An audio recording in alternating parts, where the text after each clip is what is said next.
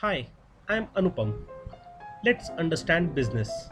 In the present session, I shall be throwing light on the Howard-Sheth model of consumer behavior. The Howard-Sheth model? Well, before we discuss the Howard-Sheth model, let us understand what is a model. A model is a representation of reality, and in this case, it is a graphical representation. This model attempts to explain rational brand choice behavior within the constraints of limited individual capacities and incomplete information. Now, you must be wondering, what do we mean by this rational brand behavior? Rational brand behavior is what a person shows while making a choice logically and through logical reasoning. This particular model takes into consideration three distinct stages of decision making: the extensive problem solving, limited problem solving, and routinized response behavior. Now, coming to extensive problem solving. What is this extensive problem solving? It is the early stage of decision making when the buyer has little information of the brand and the buyer choice criteria is not yet formed. In the limited problem solving, it is the advanced stage of decision making where the choice criteria are now defined while the buyer is still undecided about the best brand. And finally, we come to the routinized response behavior. It is one where the choice criteria are well defined, there is a strong predisposition towards one brand, and there is little evaluation of the alternatives by the buyer. You might be wondering what this little evaluation of alternatives mean. Well, the options which are available to the consumer in such a scenario are not so much considered as there is a strong bias towards a particular brand. Now, let us look at the parts of the Howard-Sheth model, which are referred to as the postulates or set of constructs, concepts, or variables. First is the inputs, next is output, third is the hypothetical construct, which consists of the perceptual construct and the learning construct, and finally we have the exogenous variables. So we have the inputs, the hypothetical constructs consisting of the perceptual and learning construct, the outputs, and the exogenous variables. Now we shall try to understand each of these postulates separately. The input variables consist of three distinct stimuli or information sources: the significative stimuli, which are the physical brand characteristics as proclaimed by the selling organization, followed by the symbolic stimuli, which are the verbal and visual product characteristics, which denotes the understanding of an individual based on the information furnished by the selling organization. Here, you would note that all the points as covered under the significative inputs reappear under the symbolic inputs as well. This is because what has been proclaimed by the selling organization may not have exactly the same effect on the consumer. Thirdly, we have the social stimuli, which is the family influence, the social factors including the characteristics of the family, the reference group, and the social class to which the individual belongs. All three stimuli form inputs to the consumer concerning the product class or the specific brands. Coming to the outputs, these are the result of the perceptual and learning variables, where a firm intention has been created within the mind of the consumer. The outputs are a response to these variables, which depends on the specific stage of decision making. Firstly, we have the routinized response behavior, in which the intention, which is already well formed, directly leads to a purchase. Secondly, the limited problem solving, in which an attitude where which has already been formed based on prior purchase behavior leads to an intention that in turn reinforces the purchase. And thirdly, we have the extensive problem solving, in which case the consumer starts showing an output in the form of an attention, followed by a brand comprehension, which in turn leads to an attitude formation, a strong intention, and finally a purchase. Moving on to the hypothetical construct, it is the central part of the model concerned with the consumer's decision contemplation, and by far the most important part of the model. It deals with the psychological variables. It consists of two parts, the perceptual and the learning constructs.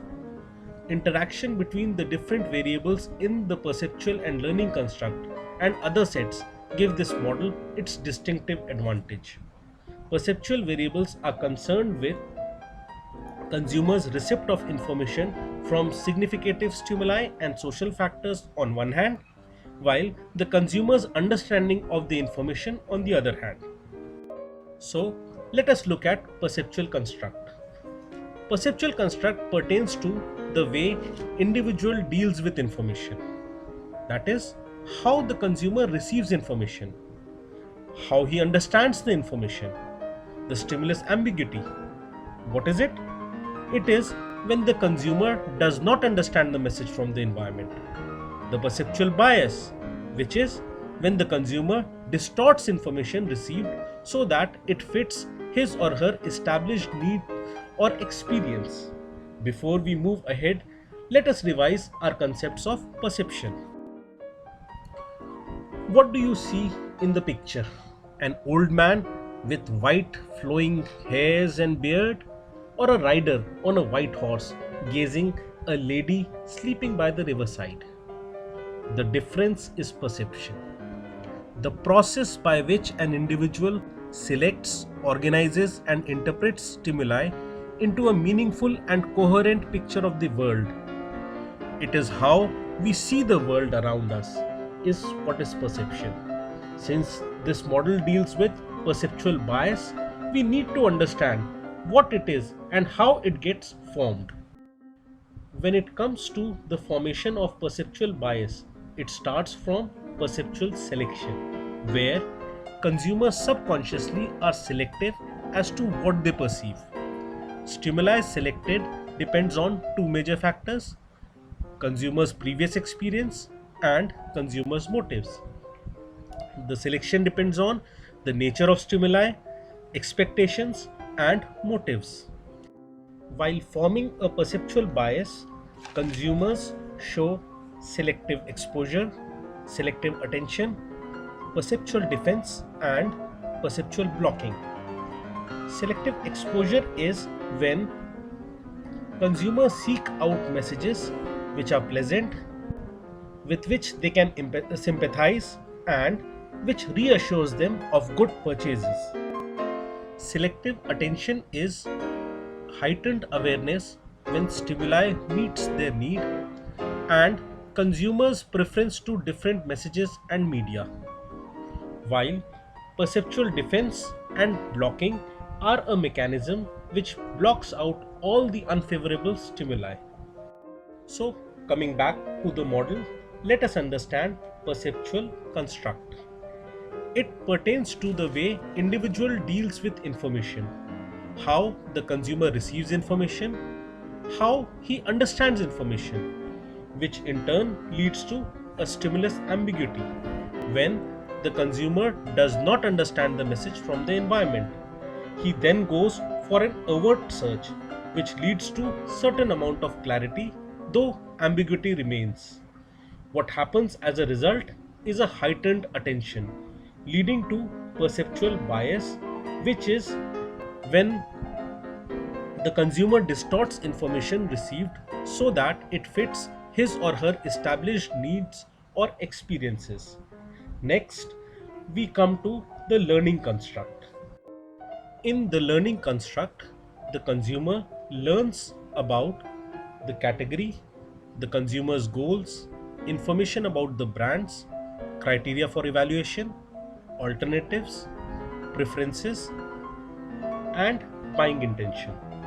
Before we discuss the learning construct in details, let us have a look at learning.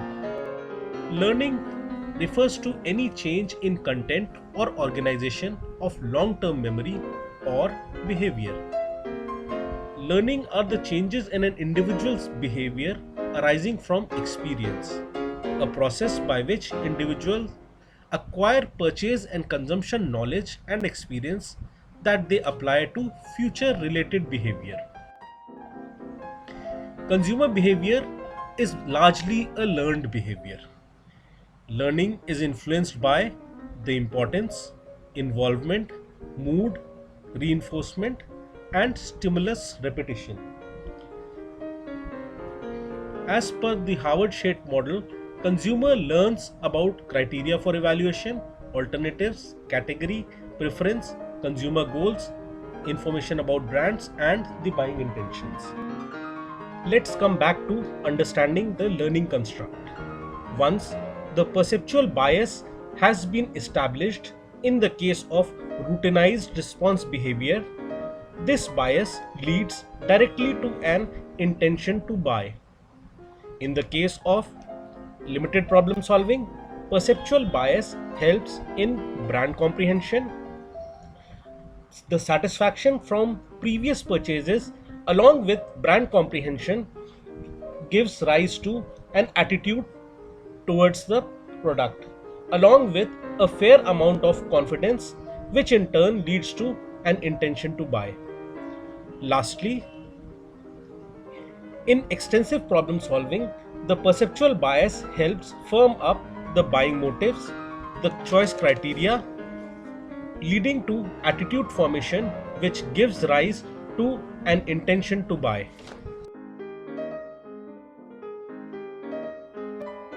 Now, let us try and understand the model operating at the three stages of purchase, starting from the extensive problem solving. In the case of extensive problem solving, an individual is exposed to the significative cues as propagated by the selling organization, and his interactions within his social group lead to the symbolic inputs as attained by him. These inputs start a series of thought processes within the consumer's brain, which has been explained in the hypothetical construct of the model. The first mental cue is the development of a stimulus ambiguity, which usually leads to an overt search which the consumer does from among the significative inputs. As a result, a certain amount of clarity arises, yet the cue remains a lot ambiguous.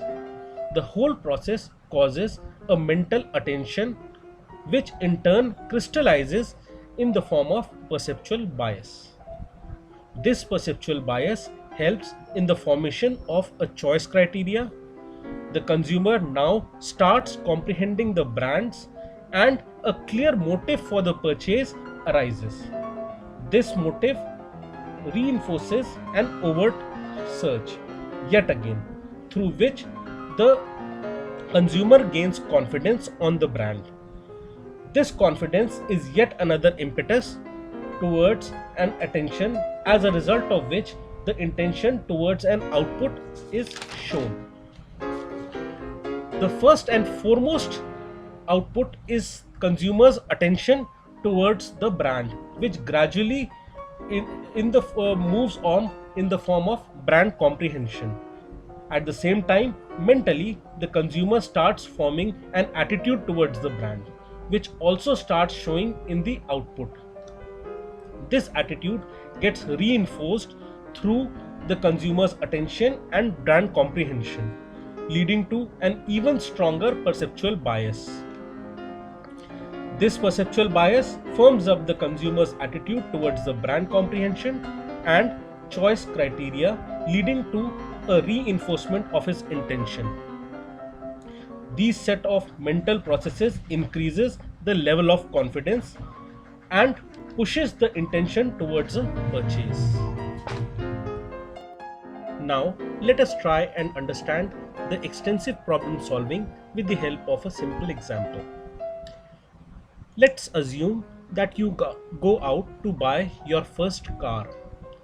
You get the basic information cues from what has been advertised by the various companies, which is the significative inputs, and what your friends, family, and other peer groups tell you, to which are the social inputs.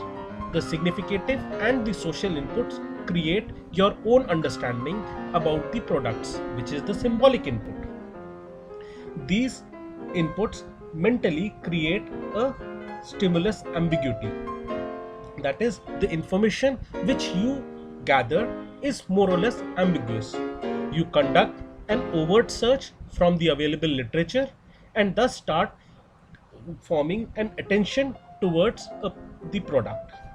The attention leads to a perceptual bias through which you understand the different brands, the choice criteria, and you start forming your motive for the purchase.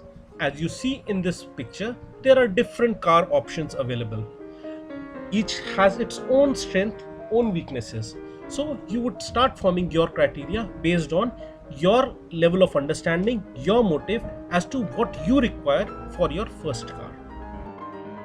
Now, in light of the found motives, an overt search ensues, which results in a perceptual bias, leading to an intention for an output.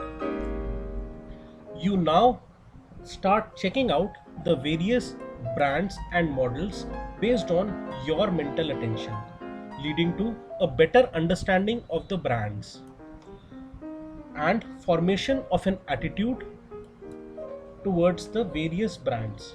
Now, mentally, you understand the brand and choice criteria is now firmed up, reinforcing your perceptual bias. This reinforcement boosts your confidence in your chosen brand on one side, while on the other, your attitude and this newfound confidence pushes you towards the purchase. Congratulations, you have purchased your new car. Now, let us look at limited problem solving through an example. Supposedly, you need to buy a shirt for which you go out to a departmental store. At this instance, you are aware of the brands, about your motives for the purchase, and the choice criteria pertaining to the kind of shirt you need to buy. As an output, your attention would straight away be directed towards your choice. You have an intention for the purchase, and through a process of selection, you would form an attitude towards the select. You gain certain amount of confidence. As a result, your attention gets further focused and the perceptual bias is reinforced. Your choice criteria pushes your attitude towards an intention to buy. As this is not for the first time that you are purchasing a shirt, your previous experience, which may have resulted in satisfaction with the brand, increases your confidence. And you have purchased your shirt. Now, let's move on to the third scenario, which again we will discuss with the help of an example. Routinized response behavior is what happens when you go out to buy your daily grocery.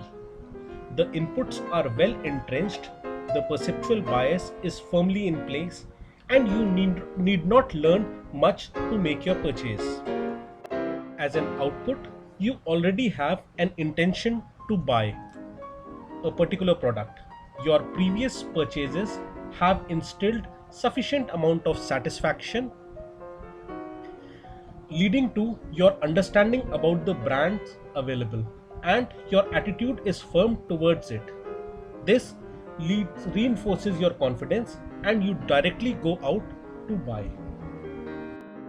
Now, coming to the last part of the Howard-Sheth model, which is the exogenous variables. These are those variables which have an outside effect on the complete buying behavior. They include importance of purchase. If you are going to your friend's marriage, you may tend to spend a bit more effort in choosing the right shirt. Or, if the last time your bread was stale, you might be tempted in choosing a different brand. The personality variables, where choosing a loaf of bread may be a routine to you, but it may not be so for your friend. In case of social class, people from different social background may put in different amount of stress for a purchase. Similarly, there would be cultural factors, organizational differences, time pressures, and difference in financial status which also affect the overall purchase behavior. Howard-Sheth model is a comprehensive model which tries to explain the buying behavior under diverse scenarios. However, it has still been criticized on various grounds. The Howard-Sheth model has only been partially tested. It does not explain the non-systematic behavior. The Howard-Sheth model does recognizes the exogenous factors but explains little on the same. For more on Howard-Sheth model, you may go through the books as enlisted. For other related topics, you may go through the following. If you like this video and for any further details and comments, please write in at anupamkr@gmail.com. Thank you.